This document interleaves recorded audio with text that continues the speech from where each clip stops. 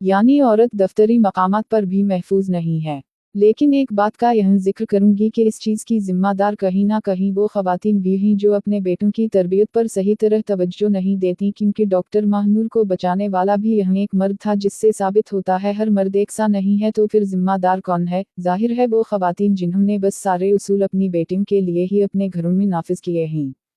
फिर जिम्मेदार सिर्फ मैं नहीं बल्कि हमारा मुकम्मल मुआशरा भी है। वो बाप, वो भाई, वो माँ, वो बहन जिन्होंने औरत को इतना खौफजदा किया कि अगर कोई उनको तंग करे तो वो घर में भी नहीं बता सकती, और अगर कोई बहन बता दे तो इसकी बदनामी में भी तो आप लोग ही जाहिर सी बात है पेश पेश होते हैं, यानी कोई ना कोई मोहल्लादार, रिश्तेदार। फिर इन लोगों का उसे खौफ होता है जहाँ कल को उसकी शादी होनी, यानी मुस्तकबिल की जिंदगी का खौफ, या अगर वो शादी शुदा हो तो ससुराल का खौफ।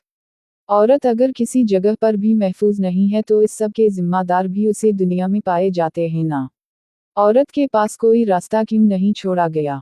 बापों की पगड़ियां क्यों सिर्फ बेटियों के दोपट्टों से बांधी जाती हैं? मैं अपने आवारा बेटों के गले में क्यों कोई तोफ डालकर नहीं रखती? मुआशरती हुकूक और हुकूक अलाबाद का बाप क्यों कोई हैसियत नहीं रखता? ज़मीर, ज़र्फ, खैरतमंदी, ये चीज़ें दूसरे की बहन, बेटी की बार क्यों खातिर में नहीं लाई जाती?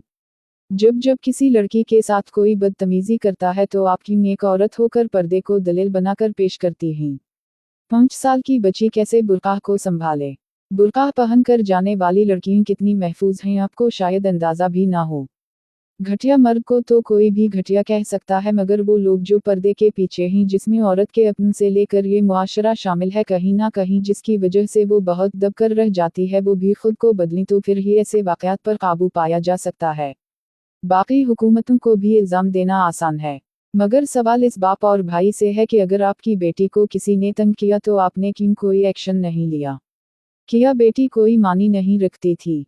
आपका ताल्लुक सिर्फ झूठी गैरत तक महदूद था कि अगर वो किसी से निकाह करेगी तो आप उसे मार देंगे, और फिर इस्लाम का लेबल लगा दिया जाता है, जबकि इस्लाम तो औरत को इतने ज़्यादा हुकूक देता है। दरहकीकत इस बिगड़े हुए मुआशरे ने अपने काले करतूत छुपाने के लिए दीन को बदनाम किया हुआ है।